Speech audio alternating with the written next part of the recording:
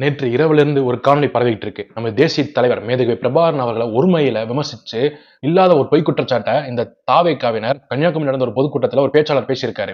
அவர் சொல்றாரு, நீங்க பெரியார பேசுனீங்க, அதனால நாங்க பிரபாகரனை பேசுவோம். பெரியார பேசினால் நாங்கள் பேசியது தவறு என்று எதிர்க்கருத்து எடுத்து வைக்கணும். அதை விட்டுட்டு உலக தமிழ் மக்கள் போற்றக்கூடிய ஒரு தலைவர், எம் உயிர் தலைவர் மேதகு பிரபாகரன் அவர்களை விமர்சிச்சு பேசுவியா?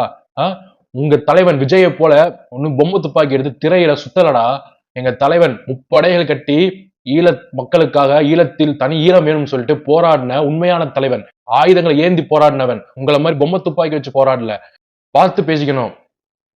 இப்போ சொல்றோம், எங்க தலைவர் மேதகு பிரபாகரனை விமர்சிச்சு பேசிவிட்டீர்கள். இது இனிமேல உங்க கட்சியா இறங்கி அடிப்போம். இதுல காங்கிரஸ் ஒரு கூட்டணி வைக்கிறேன்னு ஒரு பேச்சுவார்த்தை போயிட்டு இருக்கு. அது மட்டும் நடந்துச்சுன்னு வையே, இந்த தமிழ் மண்ணுல தாவேகா எப்படி காங்கிரஸ் 2011 அடித்து ஒழிக்கப்பட்டதோ அது போல இந்த 2026 தேர்தலுடன் தாவேகா அடித்து ஒழிக்கப்படும்.